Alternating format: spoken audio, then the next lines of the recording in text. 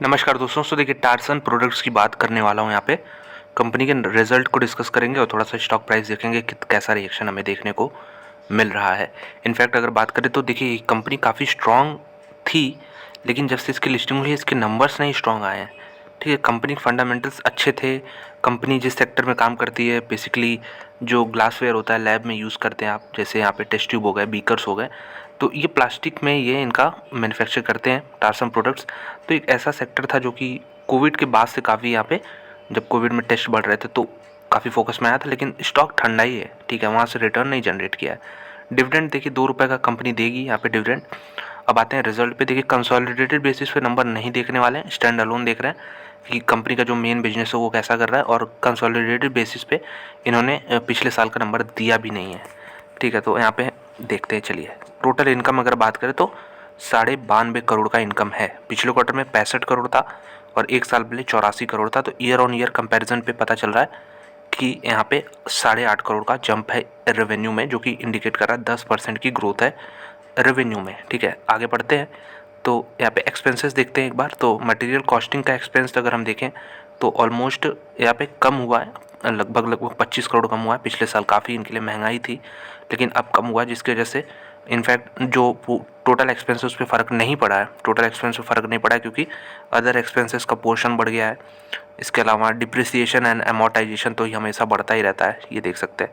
और एम्प्लॉयज़ पे भी खर्चा बढ़ा है, तो टोटल खर्चे जो है बढ़े हैं। रॉ मटेरियल इनफैक्ट कॉस्ट कम हुआ है। और प्रॉफिट अगर हम देखें, प्रॉफिट बिफोर टैक्सेस, तो यहाँ पे 25 करोड़ 50 लाख है। पिछले क्वार्टर में 13 करोड़ 70 लाख था, और एक साल पहले यहाँ पे 31 करोड़ का फिगर था। ठीक है, तो पिछले साल 31 करोड़ का फिगर था, वहाँ से कमी देखने को मिली। नेट प्रॉफिट भी 18 करोड़, यहाँ पे 78 लाख दिख रहा होगा आपको। पिछले क्वार्टर में 10 करोड़ का फिगर था, एक साल पहले 22 करोड़ 80 लाख था। तो year on year result weak, quarter on quarter result improvement है, अच्छे रिजल्ट है।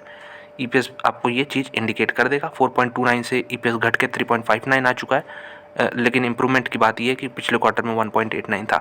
तो बहुत पिटा हुआ स्टॉक है, कुछ मेरे ख्याल से खास इसमें रिटर्न जनरेट अभी फ़िलहाल के लिए मार्केट नहीं देख रहा, लेकिन अपॉर्चुनिटीज़ यहाँ पे आपको ढूंढनी होंगी। एक बार कैश जनरेटेड देख लेते हैं, कितना कैश जनरेट करी कंपनी।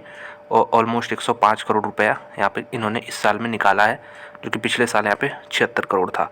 एक बार स्टॉक प्राइस पे भी नज़र डालते हैं, चलिए यहाँ पे। तो आज के दिन की बात करते हैं यहाँ पे। तो आज के दिन ये स्टॉक जो है 6% ऊपर है। ये रिजल्ट वाला एक कैंडल है, 5 मिनट का चार्ट है ये। ठीक है, तो ये रिजल्ट वाला कैंडल है, ज़बरदस्त इसमें तेज़ी देखने को मिल रही है। लगभग ये कैंडल में तो 8% इनफैक्ट ऊपर हुआ है ये स्टॉक। और फिलहाल अगर अभी पूरा दिन का देखें तो 5% ऊपर है। तो डेली बेसिस पे देखते हैं एक बार कि क्या चल रहा है इसमें। तो आपको जो मैंने बताया कि इसमें कुछ भी रिटर्न जनरेट नहीं हुआ जब से पूरी लिस्टिंग हुई है।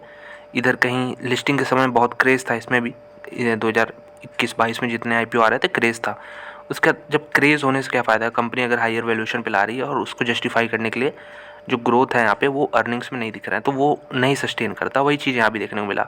तत्व चिंतन फार्मा भी किसी ऐसी ही कंपनी जिसमें काफ़ी हाइप बना था, हालांकि दूसरे सेक्टर की है, लेकिन फिर भी एक एग्जांपल दे रहा हूँ कि हाइप बनता है, लेकिन फिर जो अर्निंग्स आते हैं ना वो सपोर्ट ही नहीं कर पाते।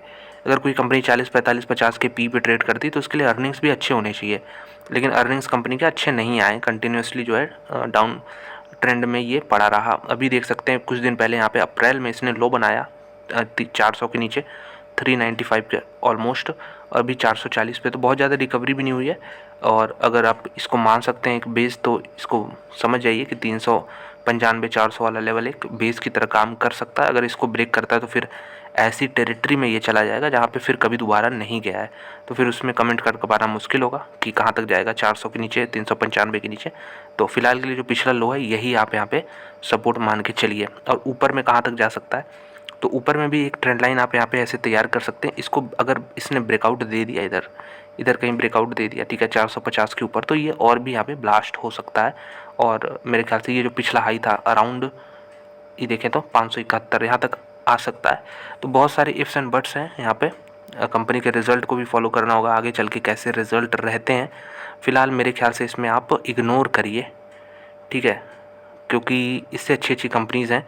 और सबसे बड़ी चीज़ इवेंट है 4 जून को, तो उसमें थोड़ा सा स्मॉल कैप माइक्रो कैप से दूर रहना चाहिए, क्योंकि अगर कुछ एडवर्स हुआ, ठीक है, मान लीजिए मार्केट जो एक्सपेक्ट करा वो ना हुआ, तो फिर बाकी कंपनियां भी गिरेंगी, लार्ज कैप मिड कैप सब गिरेगा, लेकिन इस तरह के जो छोटे स्टॉक्स है इसमें ज़बरदस्त धुलाई होती है, तो वहाँ से निकलना थोड़ा मुश्किल हो जाता है। तो अब देखते हैं, ये इवेंट भी आप यहाँ पे फैक्टर इन करके थोड़ा सा चलिए। फ़िलहाल के लिए जो लोग हैं उनके लिए मैंने ऑलरेडी एक इसके फंडामेंटल से रिलेटेड शायद वीडियो बनाया था जब कंपनी आई थी तभी।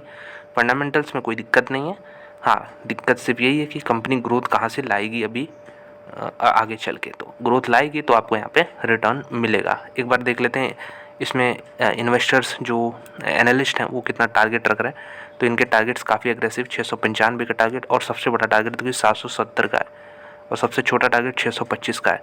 3 लोग कवर करते हैं इसको, तो मीडियन ये निकल गया 695, कोई दिक्कत की बात नहीं है मेरे ख्याल से। ये अगर आप एनुअली बेसिस पे समझना चाहें तो यहाँ पे देख सकते हैं कोविड वाला ये 2 साल 21 खासतौर पे, 22 में फिर कम हो गया EPS, 23 में और भी कम हो गया, 24 में फिर धीरे धीरे इंप्रूव कर रहा है, 25 में इंप्रूव करेगा, 26 में इंप्रूव करेगा, और 26 में अगर EPS 28 का आ जाता है, और 28 पे अगर आप इसको 30 का P रेशो मान के चलते हैं इस सेक्टर को, तो 540 का ही भाव आता है।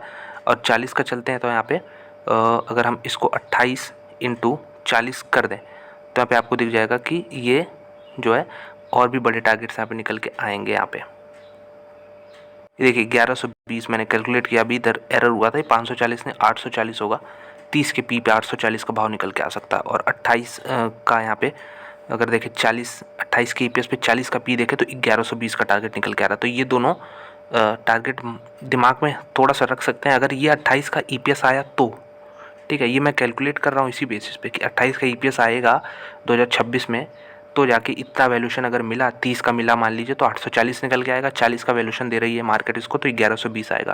ये कोई फिक्स नहीं है कि इस तक टारगेट हम बना के चलें, ये सिर्फ दोस्तों एक कैलकुलेशन है कंपनी के EPS को लेके, ठीक है। तो इसको भी आप यहाँ पे समझिएगा।